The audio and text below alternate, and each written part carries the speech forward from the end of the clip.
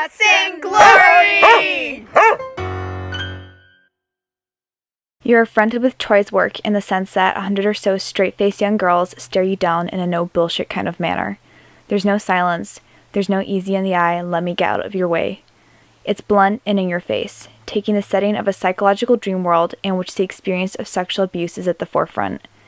In this episode, Welsh and Chinese artist Choichun Leung speaks to her past, present, and future, as she answers how sticking to her gut has seen her grow in her artistic craft and has given form to her present-day life. Sometimes we need to detour off of the path we thought was meant for us in order to realize there's a far more interesting one just ahead. This is I Do Abstract, Not Cartoons, with Choichun Leung. A quick heads up, we're dealing with an overseas conversation here, so the audio may reflect this. Coming to you from New York City and Amsterdam, the Netherlands. Hi, my name is Choichun Leung. I'm an artist living in Brooklyn, New York, and I'm originally from Wales in the UK. I think that's with every creative person. That's why you keep making stuff, because you're always feeling, and you haven't found it yet. You haven't found that medium or that voice. So I've done a bunch of stuff along the way. I ended up in New York, and I couldn't work at the time because I didn't have papers. So I would hang out at the wood yard where they threw out offcuts of wood. And I would pick up these offcuts, and I'd get paints, and I'd just paint on this wood. And it was my start at painting, because I couldn't bring all my metalwork tools with me. Yeah.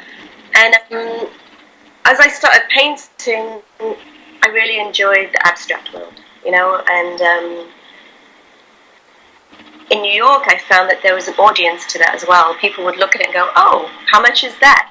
And so I'd go like, $50, and that money would then pay for my next art material. So I think the one thing I've always done is any money I made would always just be invested back in my art. It wasn't like I used it for anything else. It just allowed me to grow my art practice and allow me the freedom to keep creating stuff.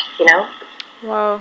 And I then worked for another artist, for a couple of years. And then probably I decided, I have to work on my own stuff, and I started painting large abstracts. And I think over the time, like the Young Girl Project, I think that's what you saw, yeah? Yeah, that's really occurred over a long time, that everything that happened before then is definitely involved and part of it, but I think it really was about, the abstract was me not being comfortable talking about that subject matter, and then gradually it became more literal. Yeah. And as I felt more comfortable within myself and, in how to express that, it emerged, it kind of changed from abstract into, the more graphic and illustrative, so. It's very much a contrast compared to some artists who went to college, found their style, and you've explained it, kind of the creative process and always kind of searching and not sticking to one medium. But I love that you did metalwork as well. Yeah, I really enjoy the three-dimensional, and I do want to incorporate that into the Young Girl Project as well. Yeah. Was there actually a period where you thought that you wanted to go to college, or were you never? Yeah, I was in college. I did my degree in metal, like the Silversmithing. Oh, okay, metal. Okay. Yeah. Okay. Yeah. Were you aware of the concept of following your gut back then? Yeah, I think from an early age, I made a lot of decisions very early. I think at 12 I decided I wanted to leave Britain.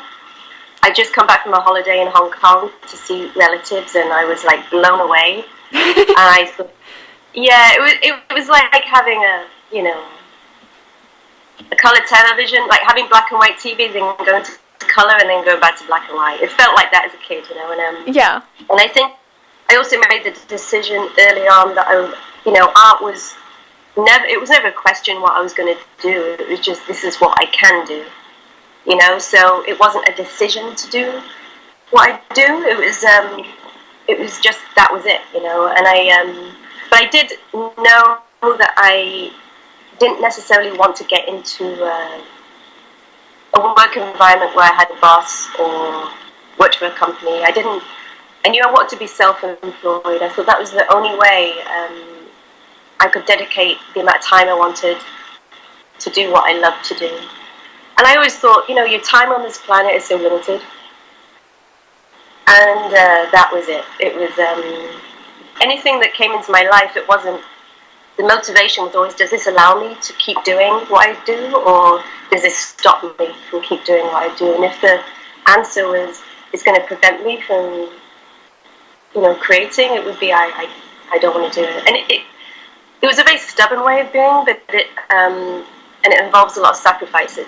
It's like the materialism of the world, I've had to go without. I've had to keep my lifestyle very lean and mean, but at the same time, it's that's what my choice was. So I'm happy. That's like a very different standpoint compared to some of the girls I've talked to, where they were like, okay, well, materialistic wise, they're like, I want this, and I want a nice apartment.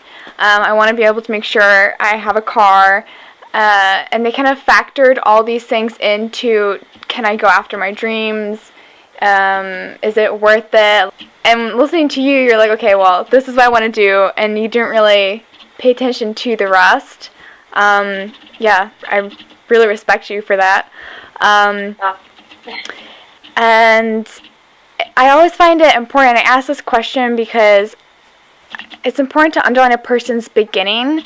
Because whenever you hear about career path or, say, the artistic or music industry, it's kind of dubbed as like an industry that's oversaturated, and whoever's looking to get into it, they are like, I'm not going to do it. I don't stand a chance. Do you have any advice for these people? What would you say to people who have adopted this point of view? That's like saturation in the industry is kind of their go-to excuses. There's already so many people, I'm not going to stand a chance. It depends what your motivation is to do what you do, if your motivation is just to follow your own journey and your own discovery of yourself through your art, or your observation of life through your art, then the industry plays no part in it. If you want to be like successful and famous and all those other things, then it would play part of it, Yeah. But so I would say you have to really understand your motivation as to why you're doing something in your life, and accept, why you're doing something in your life, and then accept those circumstances, Do you believe that being an artist and coming from your standpoint, in what ways has it contributed to your concept of just sticking to your gut, following your instincts? Instinctually, I made decisions very young, and in hindsight looked back and went, wow, that was a brave decision at that time. And there's other moments where I made really stupid decisions, So I think, you just have to go with what makes you feel alive, and what brings you, elevates you in terms of how you feel when you wake up and what you do, or what sucks away your energy, and if there's decisions you've made in life that deplete you or bring you down, you have to go, okay, maybe I have to change course. And I think when you do make decisions that are good for you, you naturally feel energized and inspired and enthusiastic, Yeah. And that's sort of how I look at it. And do you have any immediate examples of having just followed your own path and what that has, say, manifested into your life? It can be the simplest of examples. Well, maybe the simplest thing probably was the beginning of the Young Girl Project. Yeah. Which happened probably 2013, around then. I'd always done abstract painting, and I was sitting in the kitchen with a friend of mine, and I was doodling on a letter that had come into the house. And I would always doodle these little girls, but just their heads, and then I'd stop at the neck. And I'd do like one or two, and I've been doing that for years, just doodling little heads and stopping. And he said to me, "What's that?" And I said, "Oh, just a doodle." And he looked at it and he goes, "You should keep drawing these." And I go, "Why? I don't draw cartoons." It was almost like I was flabbergasted. Like I do abstract, you know. I do, yeah. And he said, "No, you should just draw more." So I bought these tiny little moleskin, you know, the sketchbooks that you can fit in your pocket. And I started, every time I was just going on the subway into the city or back, I'd be like just doodling. And before like a few months was up, I'd got hundreds of these little drawings. And they were, when I looked at them, they were telling a story. And I realized it was subconsciously in me, and it was there, but I was always stopping myself by just discounting it as little cartoons, you know? Yeah. And I think that is maybe a little example of how we can tell ourselves, "Oh, I don't do that," you know? Yeah. I do this. But if you kind of take away that voice that stops you or defines you, and you break through that self-definition and go, "Well, why can't I do that?" Or who says I only do this? Then maybe something can happen that flows out in a different, you know, different way. I love how you came across this project. It's beautiful. I still have the envelope as well. Oh, wow. I kept it. Yeah. And how do you, say, get aligned? How do you, like, kind of get grounded and draw back to yourself when you feel a little too spread thin? Music. I love music. I love listening to music. Traveling. I think I get a lot of ideas if I just disappear for a little bit, and I just go to nature.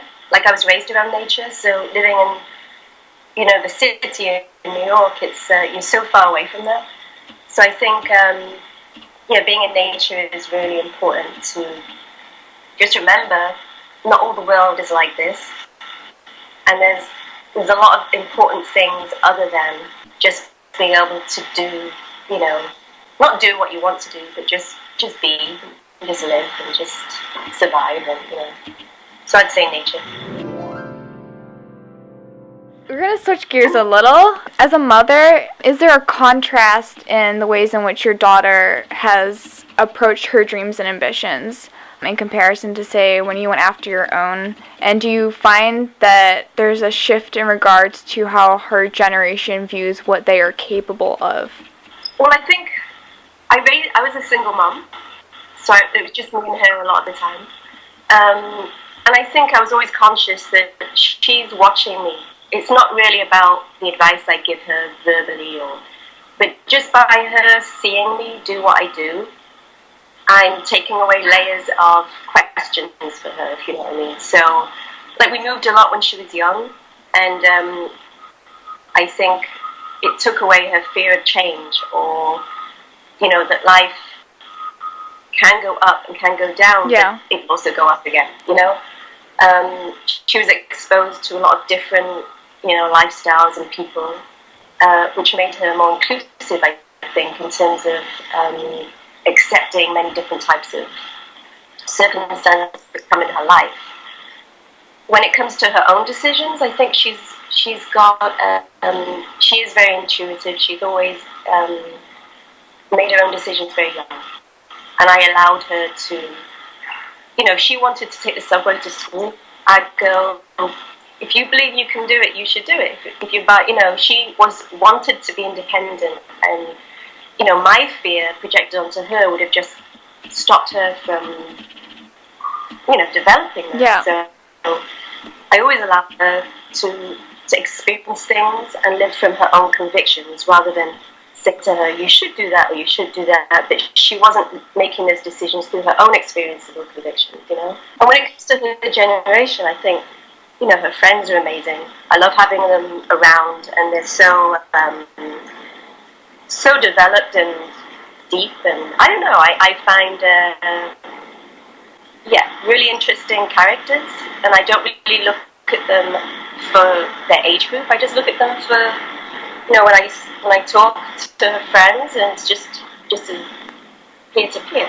There's no hierarchy, And I think if you take away hierarchy within generational relationships, you can learn a lot more than if you assert dominance, like, oh, I've been on the planet longer than you, therefore I know more. I don't think that's true. I think there's a lot of, people her age or different generations that are far more advanced than the older generations, So it's like, listen and... Yeah, I love this, yeah.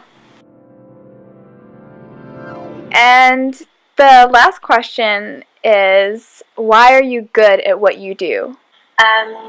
Just practice.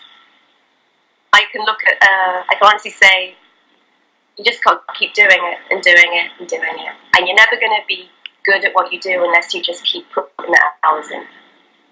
And when I first started, I can't say I was doing anything that I would want to show anyone, But you just have to keep putting the hours in and dedicate your time to develop your skills, explore mediums, expand your visual vocabulary, I would say putting your hours with any job. If you're an apprentice doing woodwork, you have to hone your skills and learn off good people and, be open to being told, being open to advice and critical, thinking and everything like that. So. This is Choichun Leung for Guts and Glory, signing off. This was I Do Abstract, Not Cartoons, with Choichun Leung. Refer to the show notes to further get to know our guest. Share your thoughts and show us some love by subscribing or get in touch to be featured on the podcast. Released every other Monday. Thanks for lending us an ear. Passing on the mic.